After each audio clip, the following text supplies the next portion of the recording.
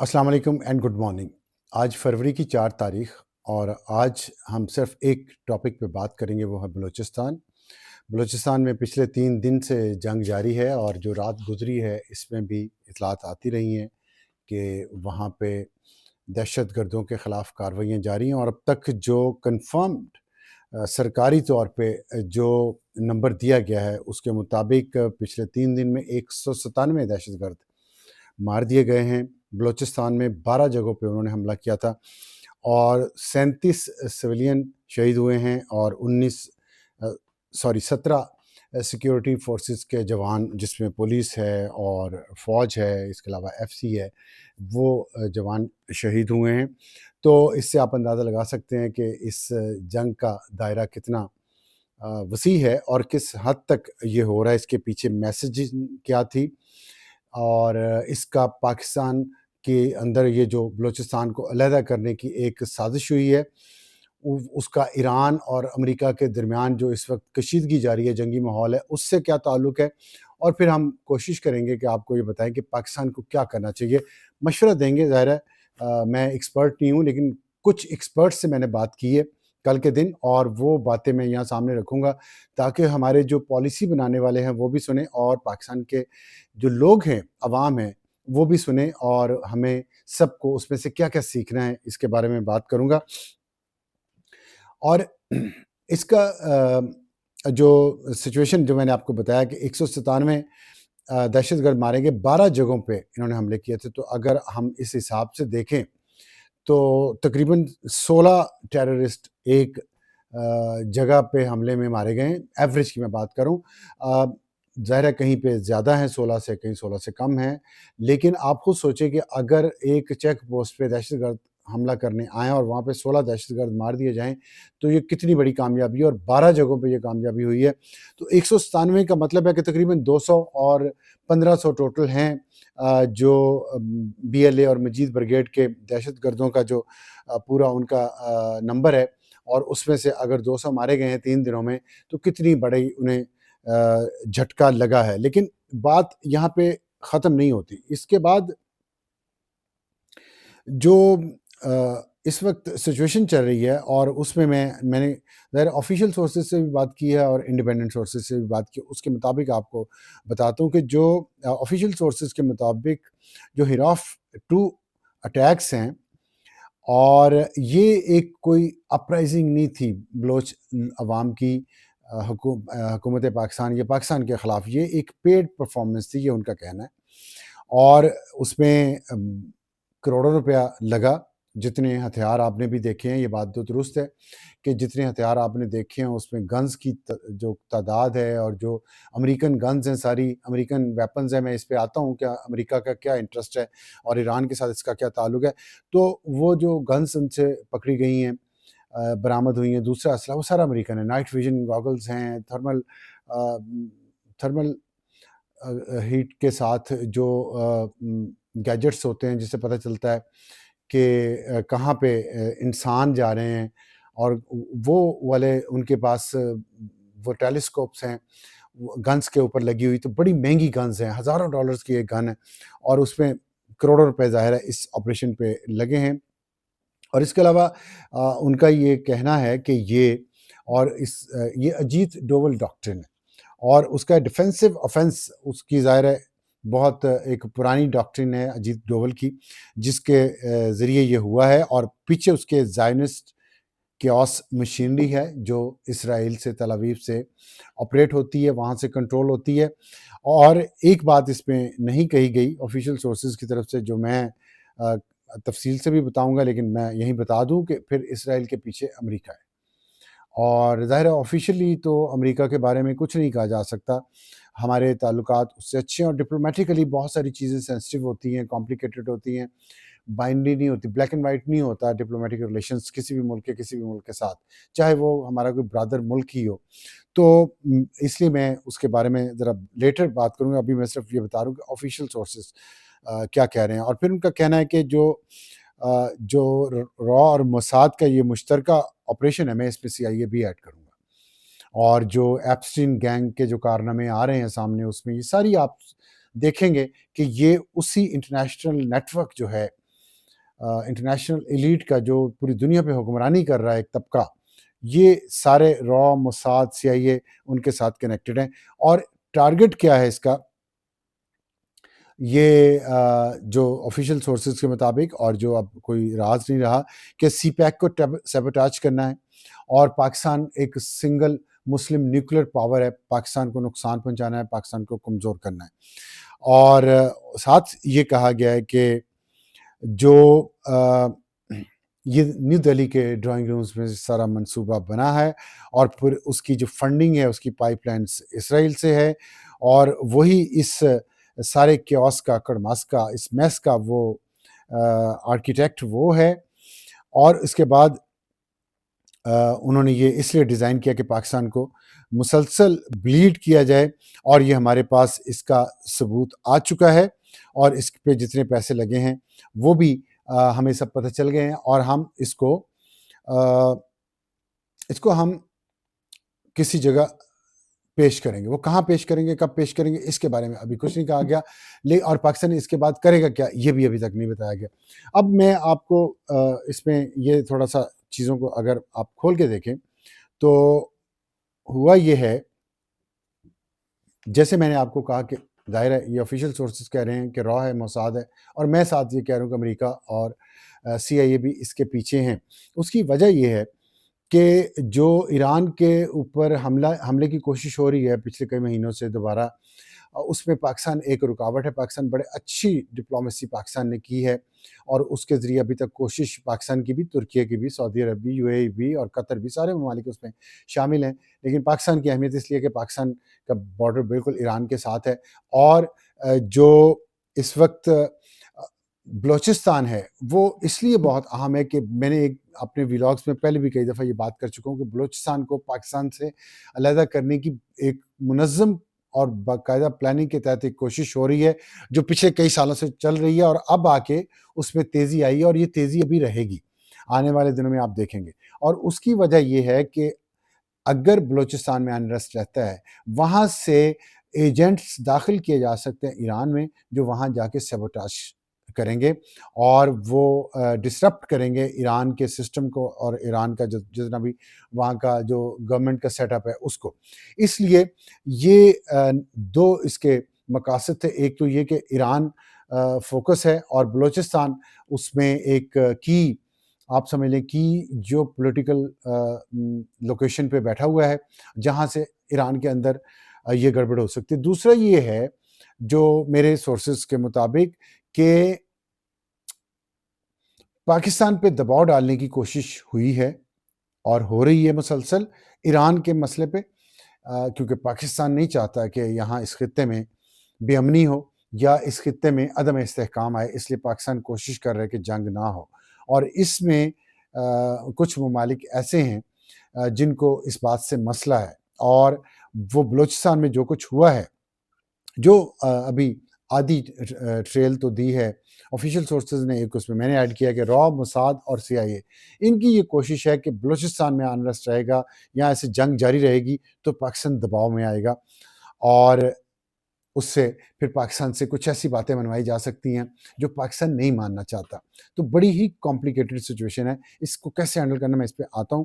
اور اس کا ثبوت یہ ہے کہ ایک ثبوت جو آیا ہے وہ ٹائمز آف اسرائیل میں 31 جنوری 2026 کو انہوں نے خبر دی ہے، اور انہوں نے اس پوائنٹ آف ویو سے دی ہے جو بلوچ لبریشن آرمی کا point of view, Majeed brigade کا جو پوائنٹ آف ویو، اور اس کے مطابق انہوں نے یہ کہا ہے کہ وہاں پہ انہوں نے حملہ کر کے انہوں نے سیکورٹی فورسز کے لوگ مار دیے، لیکن جو دہشت گردوں کا نقصان ہوا ہے وہ اس پہ بات نہیں کر رہا۔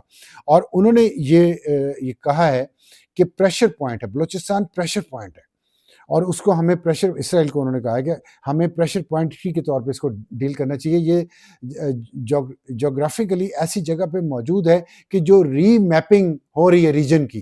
اب آپ دیکھیں ری میپنگ کا جو انہوں نے یوز کیا نا، اسرائیل کی کوشش ہے کہ ایران پہ اب حملہ ہو تو ایران ٹوٹے، اور ایران ایک جس سے اس وقت ایک خطہ ہے وہ ایک خطہ نہ رہے۔ تو اگر وہ ٹوٹے گا تو ایران کا جو بلوچستان کا حصہ ہے وہ ظاہر ہے اس کو الگ کرنا چاہتے ہیں، تو آٹومیٹکلی پریشر پاکستان کے بلوچستان پہ بھی پڑے گا۔ تو یہ اس میں ٹائمز آف اسرائیل نے کہا ہے کہ بلوچستان پہ فوکس مزید زیادہ کرنا چاہیے اسرائیل کو، جتنا کیا ہوا ہے اس سے بھی زیادہ، کیونکہ یہ جغرافیکلی بہت امپورٹنٹ ہے۔ پورٹس اور پائپ لائنز کا جتنا بھی نیٹ ورک ہے تجارت کا اور انرجی کا، وہ یہاں سے گزرتا ہے۔ گوادر کی وہ بات کر رہے ہیں اور مکران کوسٹ پوری کی بات کر رہے ہیں کہ یہ بہت امپورٹنٹ خطہ ہے اور ماؤتھ آف گلف پہ ہے، پرشین گلف پہ، تو اس لیے نہ صرف ایران بلکہ عرب ممالک اور جتنے گلف کنٹریز ہیں ان پہ پریشر ڈالنے کے لیے، یہ اگر یہ عدم استحکام اس خطے میں رہے گا، اور اگر آزاد نہ بھی ہوا تو کم از کم عدم استحکام رہے تو پاکستان فائدہ نہیں اٹھا سکتا، اور فائدہ وہ لوگ اٹھائیں گے جو ایران کو، پاکستان کو یا اس ریجن کو نقصان پہنچانا چاہتے ہیں۔ اور اس میں تو اسٹریٹجک پریشر پوائنٹ انہوں نے اس کو کہا ہے، اور پھر ساتھ انہوں نے جو انسرجنسی جو یہاں پہ اس وقت دہشت گردی چل رہی ہے اس کا انالیسس کرتے ہوئے انہوں نے کہا ہے کہ پاکستان کی ملٹری اس پہ کوشش بہت کر رہی ہے، لیکن یہ کانفلکٹ وہ ابھی تک ریزالو نہیں کر سکے۔ میں اس پہ بات کروں گا کہ پچھلے 20 سال میں ہم اس کانفلکٹ کو ریزالو نہیں کر سکے، تو اس سے آپ، اور پھر ایک اور اس میں اہم بات ہے، ایک تو میں نے ٹائمز آف اسرائیل کی ایگزامپل دی، دوسرا یہ کہ انٹرنیشنل ایک ریسرچ پروجیکٹس ہیں بہت سارے چل رہے ہیں، مثلا اس میں ایک ہے Middle East media research institute MEMRI, اور یہ ایک اسرائیل کے جو جاسوسی کا ادارہ ہے ان کا موساد، ان کا انٹیلیجنس آفیسر تھا، اس نے اس سے لنکڈ ہے، اور بلوچستان اسٹوڈنٹس پروجیکٹ کے نام پہ جو جون 2025 میں لانچ کیا گیا، پچھلے سال، ابھی 6-7 مہینے ہوئے ہیں، اس سے آپ اندازہ لگا سکتے ہیں کہ پچھلے کچھ عرصے سے دباؤ بڑھانے کے لیے اور نیریٹو بلڈ کرنے کے لیے کیا ہو رہا ہے۔ تو یہ پروجیکٹس جو ہیں وہ اس لیے ہیں کہ جو یہاں پہ پاکستان کے جو بلوچ لوگ ہیں، بلوچ بچے ہیں، ینگسٹرز ہیں، ان کا ذہن سازی کی جائے، ان کے ذہن میں یہ بھرا جائے کہ پاکستان اور پنجاب ان کو لوٹ کے کھا گیا ہے، اور پھر ان کے ذریعے دہشت گردی کروائی، جیسے کہ آپ دیکھ رہے ہوں گے جو دہشت گرد مارے گئے ان میں نوجوان بھی ہیں، خواتین بھی ہیں جو بالکل بلوچ کلچر کے خلاف ہے، کہ سب ذہن سازی ہوئی ہے۔ اور اس کے ساتھ جو ایک بہت اہم چیز ہے وہ یہ ہے کہ جو ٹارگٹ ہے اور ڈکلیئرڈ ٹارگٹ، اب تو کوئی چھپی بات رہ بھی نہیں گئی کہ گوادر پورٹ اور جو سی پیک ہے وہ ایک ڈکلیئرڈ ٹارگٹ ہے، اور اس کو سیبوٹاج کرنا ہے کہ سی پیک کامیاب نہ ہو اور گوادر پورٹ جو ہے وہ کھڑی نہ ہو سکے، جس سے ریجن کی جو دوسری پورٹس ہیں، سی پورٹس، ان کو بھی خطرہ ہے کہ ان کی ترقی اس طرح نہیں رہے گی جس طرح اب ہے، اور گوادر کے بننے سے ٹف کمپٹیشن ملے گا، بہتر جگہ ملے گی، بہتر جگہ پہ موجود ہے، ڈیپ سی پورٹ ہے، اور ساتھ اس کے ظاہر ہے جگہ بے تحاشا ہے۔ تو یہ وہ معاملات ہیں، اور اس میں چین نے کوشش کی کہ وہ بی ایل اے سے ڈائریکٹ بات چیت کرے، اور لیکن وہ بات چیت ڈائریکٹ کرنے کے باوجود کہ اس پہ ظاہر پاکستان بہت خوش تو نہیں ہوگا، لیکن اس کے باوجود بی ایل اے نے اپنا جو ٹارگٹ ہے، اور ظاہر ہے اس کو ٹارگٹ دیا گیا ہے، اور وہ ہے را کا، موساد کا اور سی آئی اے کا، کہ آپ نے یہ سی پیک کو نقصان پہنچانا ہے، گوادر پورٹ آپ نے اسٹیبلائز نہیں ہونے دینی۔ اس لیے آپ دیکھیں جو 12 جگہوں پہ حملے ہوئے، اس میں گوادر بہت بڑا ٹارگٹ تھا، پسری ٹارگٹ تھا، پسری بھی بندرگاہ ہے۔ تو یہ سارا اس لیے ہو رہا ہے کہ جو فرکشن ہے اس علاقے میں، اس ریجن میں، جس میں چین ہے، جس میں گلف کنٹریز ہیں، عرب کنٹریز ہیں، پرشین گلف، ایران ہے، چائنا ہے، تو یہ، اور جیسے میں نے آپ کو بتایا کہ پورٹ پائپ لائنز کا یہ ایک بالکل نرو سینٹر ہے، تو اس کو فرکشن یہاں پہ کریٹ کرنا اسرائیل کا یہ مقاصد میں سے ہے ڈکلیئرڈ۔ تو اس کے ساتھ اب ایک چیز یہ ہوئی ہے کہ میں نے امریکہ کا میں نے آپ کو تھوڑا ذکر کرنا تھا کہ امریکہ نے کیا کیا ہے۔ امریکہ نے یہ کیا ہے کہ جو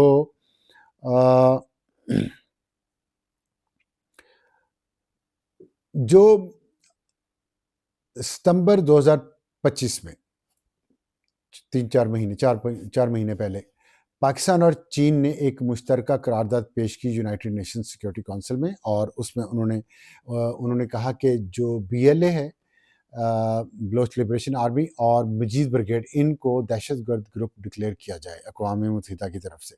اب اس میں یہ ہوا ہے کہ یو ایس، امریکہ، برطانیہ اور فرانس، تینوں نے اس قرارداد کی مخالفت کی، تینوں ویٹو پاورز ہیں اور تینوں نے مخالفت کی۔ اس سے آپ اندازہ لگا سکتے ہیں کہ اتنے بڑے دہشت گرد ابھی جو کچھ ہو رہا ہے پوری دنیا دیکھ رہی ہے یہ، اور پوری دنیا کو پتہ ہے کہ یہ دہشت گرد ہیں، بچوں کو مار رہے ہیں، عورتوں کو مار رہے ہیں، اور اس طرح ڈسٹیبلائز کر رہے ہیں پورے ملک کو اور پوری قوم کو۔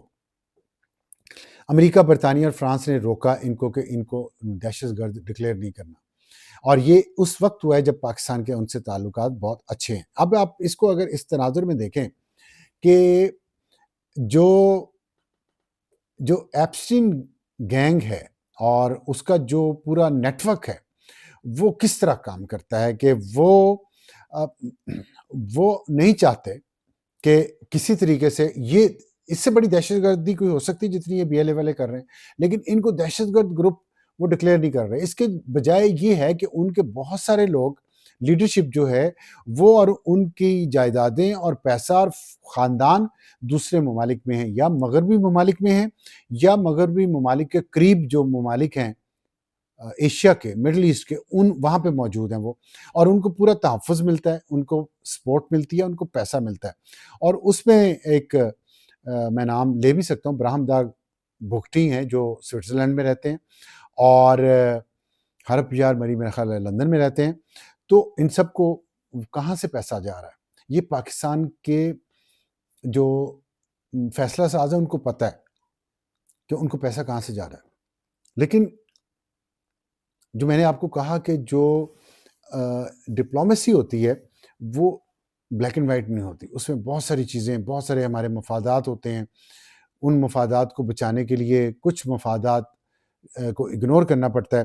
تو یہ ایک بہت اہم بات تھی جو میں نے آپ سے شیئر کرنی تھی کہ یو این سیکورٹی کونسل میں انہوں نے وہ قرارداد پیش نہیں ہونے دی، اور امریکہ نے جو آرگیومنٹ دیا اس نے کہا کہ کوئی کافی ناٹ انف ایویڈنس، بہت زیادہ ثبوت نہیں ہے ان کے بارے میں، بی ایل اے اور مجید بریگیڈ کے بارے میں، کہ ان کے اوپر سینکشن لگائی جائے یا ان کو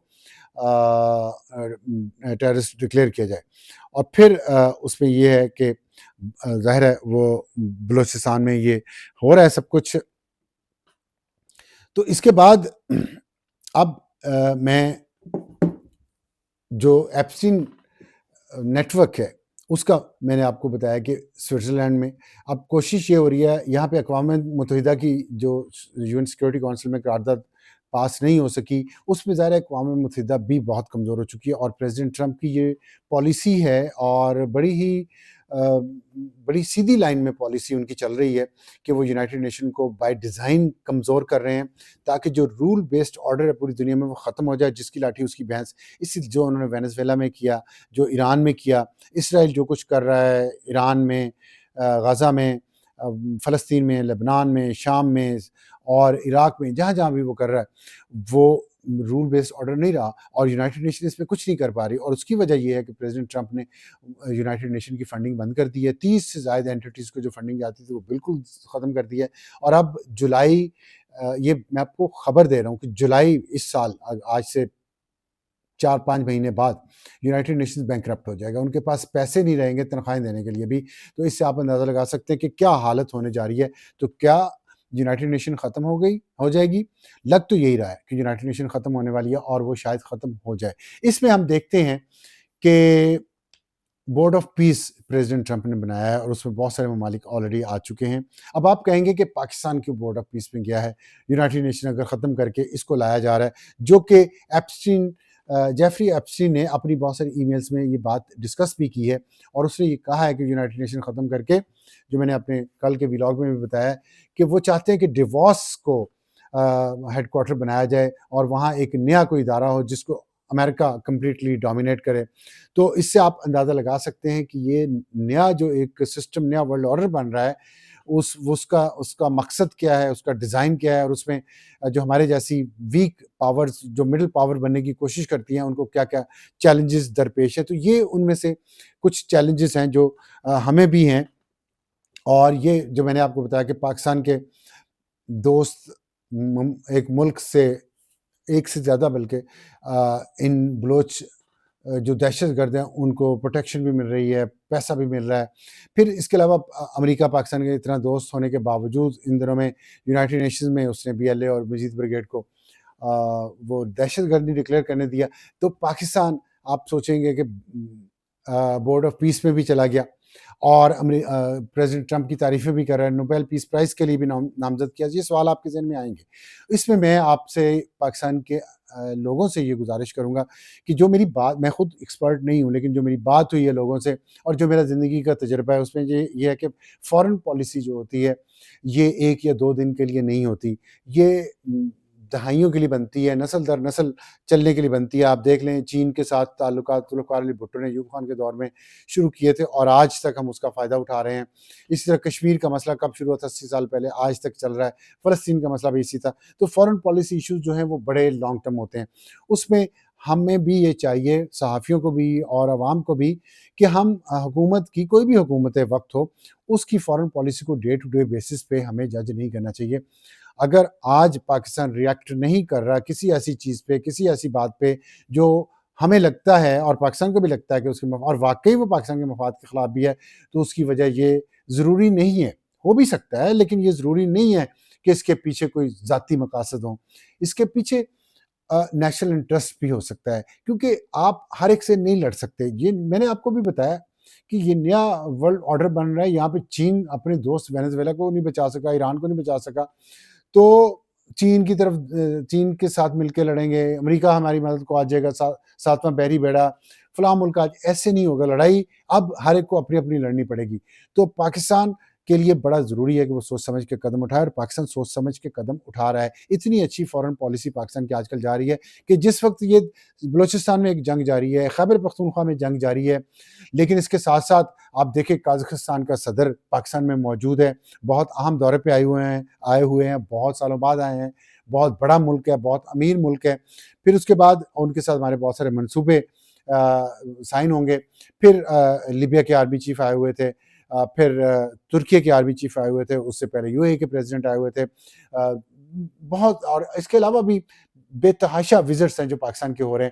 تو اور پاکستان کے جو پرائم منسٹر ہیں، فیلڈ مارشل ہیں، وہ بھی باہر کے ملکوں میں جا رہے ہیں۔ پاکستان کی عزت بن گئی ہے پہلے سے بہت زیادہ۔ تو یہ ہے، لیکن اس میں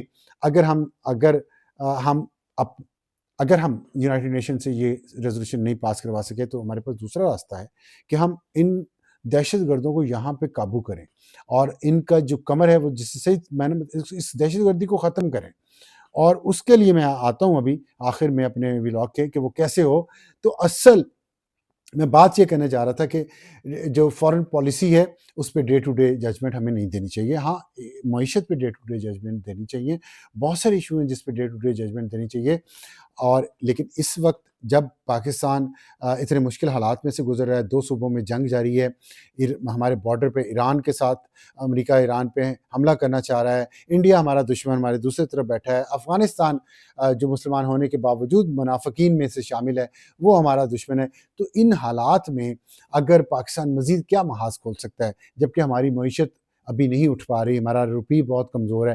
تو یہ ساری چیزیں ہمیں اکانومی پر فوکس کرنا چاہیے۔ اکانومی کے لیے ہمیں روزانہ حکومت سے پوچھنا چاہیے کہ وہ پالیسیز کو کیسے بہتر کر رہی ہے، لیکن اس کے ساتھ ساتھ ہمیں یہ بھی یاد رکھنا چاہیے کہ اس دہشت گردی کی جنگ میں انڈیا کے ساتھ جو جنگ ہوئی ہے، ہماری فوج کے جوان جو قربانیاں دے رہے ہیں، سیکورٹی فورسز کے جوان، ایف سی کے جوان، پولیس کے جوان، یہ اور سویلینز بھی اس میں بہت سارے شامل ہیں، یہ قربانیاں ہمیں ان کا مذاق نہیں اڑانا چاہیے۔ یہ یہاں پاکستان، جو آدھا پاکستان جو پرامن ہے، اور جس میں سندھ بھی ہے، جس میں پنجاب بھی ہے، اور اس میں ہم سکون سے رہ رہے ہیں، اسلام آباد بھی ہے، کشمیر بھی ہے، تو گلگت بلتستان، تو اس میں رہنے والے لوگوں کو یہ نہیں بھولنا چاہیے کہ اگر اس جگہ سکون ہے تو، اور جو لڑ رہے ہیں روزانہ، آپ دیکھیں 17 سیکورٹی کے جوان، 33 شہری شہید ہوئے ہیں 3 دن میں بلوچستان میں، کیا وہ ماؤں کے بچے نہیں ہیں؟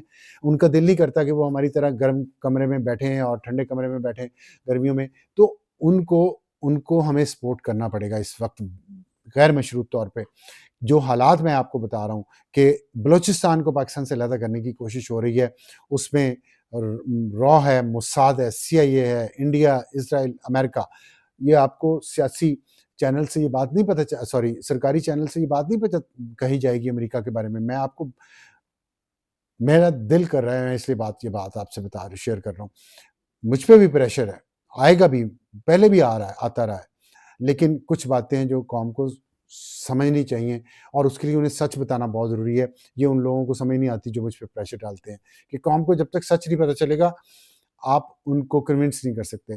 تو میں یہ قوم کو سچ بتانا چاہتا ہوں کہ ہم سب سے ابھی نہیں لڑ سکتے، بہت سارے دشمن ہیں، ہم ویکر پاور سے ایک مڈل پاور کی طرف جانا چاہ رہے ہیں۔ جب آپ کا اسٹیٹس بڑھنا شروع ہوتا ہے تو آپ کو چیلنجز بھی بڑھتے ہیں۔ The higher you fly the stronger are the winds, جتنا آپ اونچا اڑیں گے آگے سے اتنی ہی سختی آئے گی ہوا کی، اور آپ کے دشمن بھی بہت پیدا ہو جائیں گے، آپ کے یار آپ کے دشمن بن جاتے ہیں۔ آپ کے پاس تھوڑا پیسہ ہے، تھوڑی آپ ترقی کریں تو پاکستان کی طاقت جو ہے وہ لوگ اس سے اب حسد بھی کرتے ہیں۔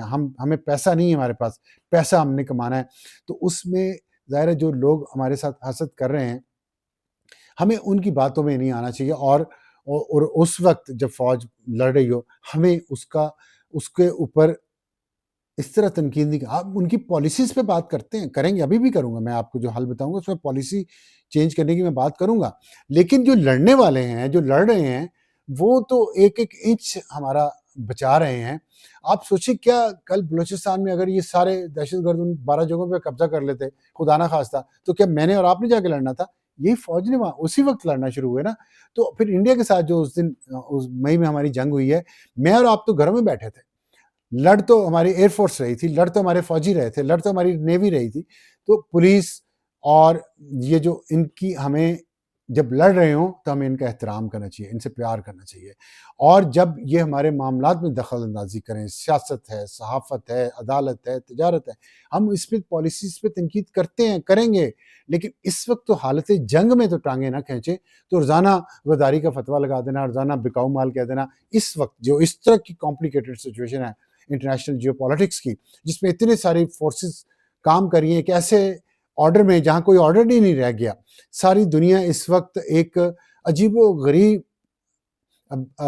بے یقینی کی کیفیت میں ہے۔ اقوام متحدہ تقریباً ختم ہو چکی ہے، امریکہ سنگل سپر پاور بنا ہوا ہے، نہ چائنا اس کو چیلنج کر پا رہا ہے، نہ رشیا کر پا رہا ہے۔ ہم کس کھیت کی مولی ہیں کہ ہم انڈیا سے بھی لڑیں، افغانستان سے بھی لڑیں، دہشت گردوں سے بھی لڑیں، اور پھر امریکہ سے بھی لڑ جائیں، پیسے ہمارے پاس ہیں نہیں، اور معیشت ہماری ترقی نہیں کرے۔ تو یہ چیزیں سوچیں، اور میں پی ٹی آئی اور ان کے سپورٹرز کو خاص طور پہ یہ کہوں گا کہ آپ بھی یہ سوچیں کہ اس وقت آپ کو یہ فیصلہ کرنا ہے کہ آپ نے جنگ کے دوران ہماری جو جنگ لڑ رہے ہیں سپاہی، ان کا ساتھ دینا ہے اس جنگ میں ساتھ دیں۔ باقی آپ ان کے جو کچھ لوگ جو کوسچنیبل ایکٹس کرتے ہیں، آپ ان کے اوپر تنقید کریں، لیکن یہ جنگ تو ختم ہونے دیں، اور اس کے بعد پھر آپ کریں۔ تو یہ جو سوچ ہے کہ خان نہیں تو پاکستان نہیں، تو خدا نہ خواستہ سچویشن جو میں نے آپ کو بتائی ہے بڑی ہی کمپلیکیٹڈ، بڑی کمپلیکس، اور بڑی ہی چیلنجنگ اور خطرناک ہے۔ اس میں پاکستان رہے گا تو اپنی لڑائیاں ہم لڑ رہیں گے سیاست کی، اور دوسری اگر خدا نہ خواستہ پاکستان کو نقصان پہنچا تو پھر کیا کریں گے آپ؟ پھر آپ یہی کہیں گے کہ یہ نہیں ہوا تو وہ نہیں ہوا، اس نے کر دیا تو اس نے کر دیا۔ آج تک فیصلہ ہو سکا ہے کہ مشرقی پاکستان بنگلہ دیش بن گیا تھا، اس پہ کس کا کتنا قصور تھا؟ ہوا فیصلہ؟ نہیں ہوا نا۔ یہ زندگی ایسی چلتی ہے، انسان اور قومیں ایسے ہی چلتی ہیں، اس لیے ان کچھ چیزوں کا فیصلہ نہیں ہو پاتا، اس کا انتظار کرنا پڑتا ہے۔ بہتری سے بہتری کی طرف اگر ہم لے کے جائیں گے تو ایک وقت آئے گا جب یہاں پہ جمہوریت بھی ہوگی، یہاں ٹرانسپیرنسی بھی ہوگی، کرپشن فری ملک بھی ہوگا، ہم ترقی بھی کر جائیں گے، لیکن one step at a time. تو یہ میں نے ایک بات کرنی تھی، اور حل کی طرف بڑھتے ہیں۔ حل جو میں نے کچھ انڈیپینڈنٹ سورسز سے بات کی ہے ان کے مطابق، دیکھیں 20 سال ہو گئے ہیں بلوچستان کی اگر بات کریں ہم، تو 20 سال ہو گئے ہیں، 20-21 سال اس دہشت گردی کو جاری ہوئے، اور اس کے ساتھ ہم جنگ کر رہے ہیں۔ ہم اب تک اس پہ کمپلیٹلی قابو کیوں نہیں پا سکے؟ بلکہ اب تو بہت بڑھ گیا ہے نا۔ تو یہ سوچنا پڑے گا، اور جب تک ہم اس کو مانیں گے نہیں کہ ہم قابو نہیں پا سکے، تب تک نہ ہم سوچ پائیں گے، نہ ہم اس کو بہتر کر سکیں گے۔ اپنی اسٹریٹجی کو بہتر کرنے کے لیے اسٹریٹجی بہت ضروری ہے کہ میں آپ کو کچھ مسائل بلوچستان کے جو ہیں وہ بتا دوں کہ وہاں پہ 14% ایریا ہے صوبے کا جو کہ پولیس کے انڈر آتا ہے، یعنی کہ وہ سیٹلڈ ایریا، صحیح جیسے ہمارے ہیں پنجاب میں ہے، اسلام آباد میں ہے، سندھ میں ہے، خیبر پختونخوا میں، صرف 14%۔ باقی جو اس کا 86% ایریا ہے وہ بس سمجھے قبائلی ہے، قبائلی حساب کتاب ہے، اور وہ ہے فرنٹیئر کور کے فرنٹیئر کور وہاں پہ ہے 1 لاکھ اس کے پاس جوان ہے فرنٹیئر کور کے پاس ایف سی جس کو آپ کہتے ہیں. اور لیکن وہ 2 حصوں میں ڈیوائیڈڈ ہے نارتھ اور ساؤتھ میں الگ الگ دونوں کے کمانڈرس ہیں. تو وہاں بھی ڈویژن آف کمانڈ ہو گئی. پھر اس سنگل کمانڈ نہیں ہے. پھر اس کے بعد یہ ہے کہ لیوس فورس ہے جو کہ پورے جو 80% ایریا ہے بلوچستان کا اس میں جو سیکورٹی کی ذمہ داری ہے وہ لیویز کے پاس ہے جس کو پولیس میں مرج کر دیا گیا اور اس کو پولیس بنا دیا گیا. لیکن ابھی ریسنٹلی ہوا ہے کچھ ہفتے پہلے ہی ہوا ہے. اس کو ٹائم لگے گا کہ وہ باقاعدہ طور پہ اپنا وہ کام صحیح طرح پولیس کی طرح کر سکیں اور امن و امان کو وہ بحال کریں. اس کے بعد لیکن بات یہ ہے کہ جب تک پاکستان جو سنگل انڈسپیوٹڈ سینٹر آف اتھارٹی ہونا چاہیے. اب بلوچستان میں سینٹر آف اتھارٹی ایک سویلین ہے ایک سیکورٹی کا ہے اور سویلین کے نیچے جو انتظامیہ سویلین ہے وہ بھی سیکورٹی والوں کو رپورٹ کرتی ہے. پھر اس کے بعد اس میں پولیٹیکل سائڈ جو ہے وہ بہت ساری پولیٹیکل گروپس ہیں پولیٹیکل پارٹیز ہیں وہ سائڈ لائن ہیں. تو یہ جو 20 سال میں یہ نظام ڈیلیور نہیں کر سکا جو میں نے بتایا جس میں ڈویژن ہے سول اور سیکورٹی کا الگ الگ وہ ہے کمانڈ سٹرکچر. لیکن ڈومیننٹ کون سا ہے سیکورٹی سٹرکچر. پھر بھی 20-21 سال میں ہمیں رزلٹس نہیں ملے. اس کو سوچنا پڑے گا کہ اس صوبے میں چیف منسٹر کے پاس کتنے اختیارات ہیں اور کیا وہ ان کو استعمال کر سکتا ہے جو اس کے پاس اختیارات ہیں نہیں ہیں تو کون کرتا ہے. اور پھر جیسے میں نے نیچے بتایا کہ جو ایف سی ہیں اس کی بھی نارتھ کمانڈ ساؤتھ کمانڈ اس میں کوآرڈینیشن کیسا ہے کیسا نہیں ہے یہ اس میں آپ زیادہ بہتر جان سکتے ہیں. تو پھر یہ جو پولیٹیکل یا سول اور ملٹری ڈیوائیڈ ہے یہ نہیں ہونی چاہیے اور ایک سنگل چین آف کمانڈ ہونی چاہیے وہاں پہ بلوچستان میں اور وہ پولیٹیکل اور سول ہونی چاہیے کیونکہ نہیں ہے پولیٹیکل سول کمانڈ کی اتھارٹی تو ہم نے 20-21 سال میں اچیو نہیں کر سکے. ٹارگٹ بہت ٹائم ہوتا ہے کر لیتے تو پھر ہم کہہ سکتے تھے کہ جی ہو گیا. تو یہ سب سے پہلے سوچنا پڑے گا. پھر اس کے بعد یہ ہے کہ جو بلوچ پاپولیشن ہے وہ اس میں اب دیکھیں جو ہیراف 2 ابھی شروع ہوا تھا یہ دہشت گردی کا واقعات ہفتے کو یا اتوار کو ہوا اس میں وہ سریاب روڈ کوئٹہ سے شروع ہوا. وہاں پہ بلوچ لوگوں کی میجورٹی وہاں رہتے ہیں اور دائرہ اندر سے ان کو فیسیلیٹیٹ کیا جاتا ہے اور کچھ ہمدردیاں ہیں کچھ لوگوں کی ان کے ساتھ دہشت گردوں کے ساتھ. تو کیوں ہیں اور یہ بیانیہ ہے یہ وہ باتیں ہیں کہ ہم ان کو کنونس نہیں کر سکے ابھی تک. ان کی کوئی ریزینٹمنٹس ہیں اور وہ روٹڈ ہیں بیانیہ بھی اور ریزینٹمنٹ بھی اور ان کے کام نہ ہونا بھی جو میں نے آپ کو بھی اس میں بہت ساری وجوہات ہیں. کرپشن بہت بڑی وجہ ہے. سب مال بناتے ہیں وہاں پہ چاہے کسی بھی سائڈ پہ ہو سویلین سائڈ پہ ہو یا نان سویلین سائڈ پہ ہو. اور پھر تو لیکن جو سنگل چین آف کمانڈ نہیں ہے تو ذمہ داری شفٹ ہوتی رہتی ہے. جہاں فیلئر ہوگا تم نے نہیں کیا تم نے کیا تم نے نہیں کیا تم نے نہیں کیا. یہ ہیومن نیچر ہے اور اس میں ہمیں آئنسٹائن ہونے کی ضرورت نہیں ہے یہ جاننے کے لیے کہ سنگل چین آف کمانڈ نہ ہو تو بک ڈزنٹ اسٹاپ اینی ویئر. تو اس کے بعد اور پھر جو میسیجنگ پاکستان کو ملی ہے بلوچستان میں یہ دہشت گردوں کی کارروائیاں کر کے وہ میسیجنگ پاکستان کو ڈی کوڈ کرنی چاہیے. اور اس میں سمجھتا ہوں کہ را اور موساد تو ہے امریکہ بھی ہے.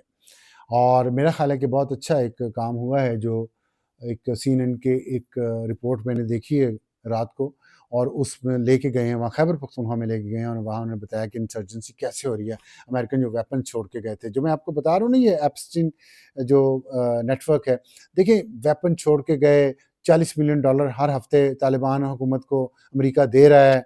تو اور وہ پھر اس سب پیسے سے اور ان ہتھیاروں سے دہشت گردی ہو رہی ہے خیبر پختونخوا میں بھی اور بلوچستان میں بھی.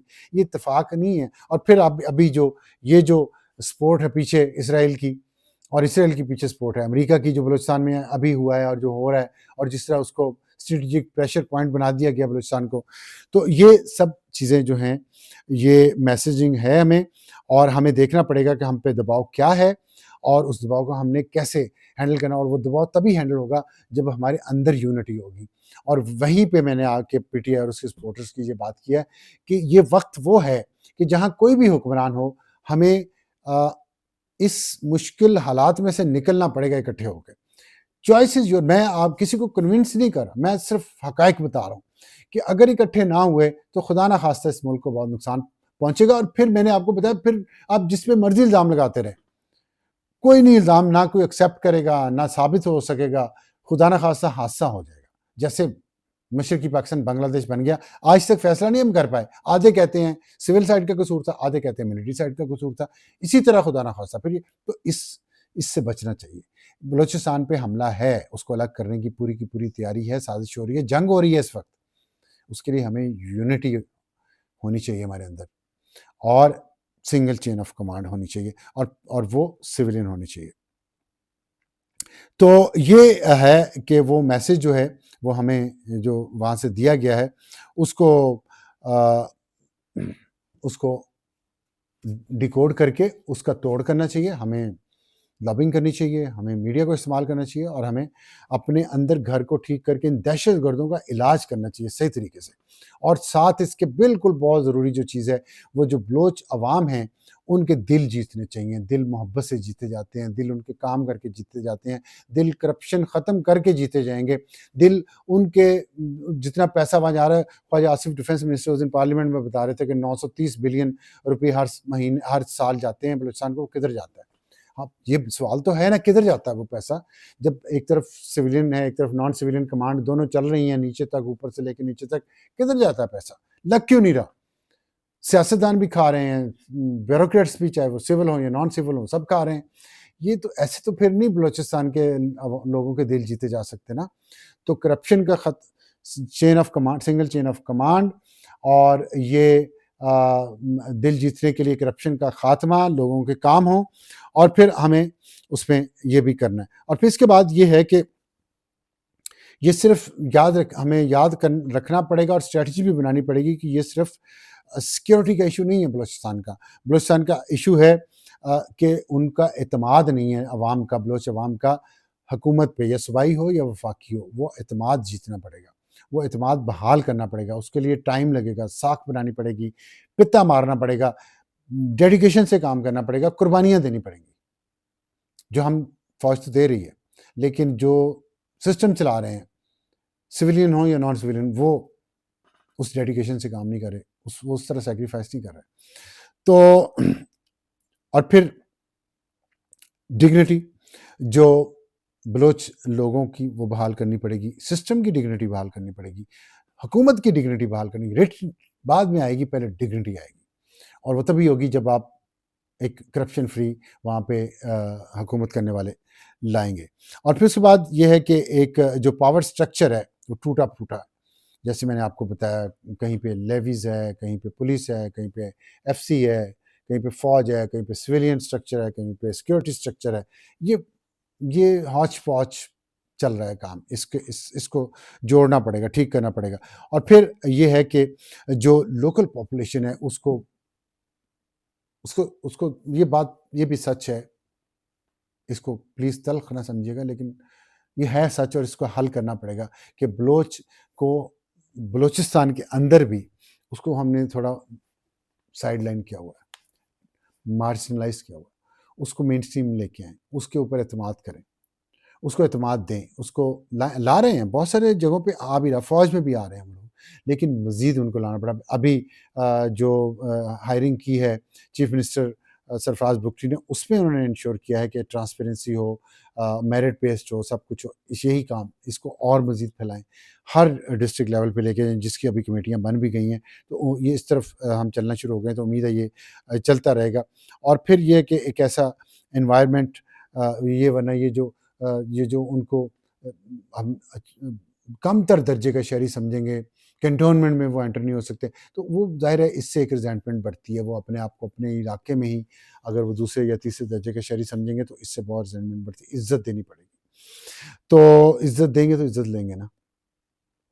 تو یہ ہے میں نے جو آپ کو بتا دیا. اور پھر یہ ایک لیجیٹمیسی کی بات ہے، اور اس میں ضروری ہے کہ جو حکومت ہو اس کی لیجیٹمیسی ہو، اور وہ یہ نہ ہو کہ لوگ کہیں کہ جی یہ تو حکومت کرنے کے قابل ہی نہیں تھے، کس طرح آئے تھے. تو اس کے لیے ظاہر ہے اب اگلے انتخابات تک انتظار کرنا پڑے گا۔ یہ ہے، میں نے خلوص دل سے کچھ باتیں کی ہیں، اور میں نے اپنی حکومت کو بھی، فیصلہ سازوں کو بھی، ہائیبرڈ نظام کے چلانے والوں کو بھی کہا ہے، اور اپنی عوام کو بھی کہا ہے کہ اس ملک کے لیے جو حکمران طبقہ ہے وہ اپنے آپ کو بہتر کرے، اپنی پرفارمنس بہتر کرے، اپنی گورننس بہتر کرے، اور کرپشن ختم نہیں کر سکتے تو کم کرے، اور جو سسٹم فریگمنٹڈ ہے اس کو ٹھیک کریں، خاص طور پہ بلوچستان میں۔ اور عوام سے یہ ہے کہ ہمیں فورن پالیسی پہ ڈے ٹو ڈے جج نہیں بننا چاہیے، تھوڑا حوصلہ، تھوڑا انتظار، تھوڑا اعتماد اپنے لوگوں پہ، خاص طور پہ جب کہ ہم انڈیا سے جنگ جیتے ہیں، دہشت گردی کی خلاف جنگ جاری ہے، اور دنیا میں ہماری عزت بڑھی ہے،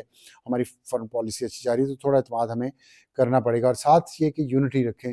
فوج کو اس وقت گالیاں دینا اور ان کے حوصلے پست کرنا، اس سے پاکستان کمزور ہوگا، طاقتور نہیں ہوگا۔ پاکستان کو طاقتور ہونے دیں، انشاءاللہ اپنے اپنے حقوق ایک دوسرے کے یہاں بیٹھ کے بات چیت سے حل کر لیں گے، اور اب ریئلائزیشن ہر لیول پہ ہے، یہ میں آپ کو بتا سکتا ہوں۔ لیکن کچھ ایسے لوگ ہیں جو کی پوزیشنز پہ بیٹھے ہوئے ہیں، ان کو اس وقت بہت زیادہ سیکریفائس تو نہیں کہنا چاہتا، ڈیڈیکیشن اور کمٹمنٹ ان کی زیادہ چاہیے۔ آج کے لیے اتنا ہی، خدا حافظ۔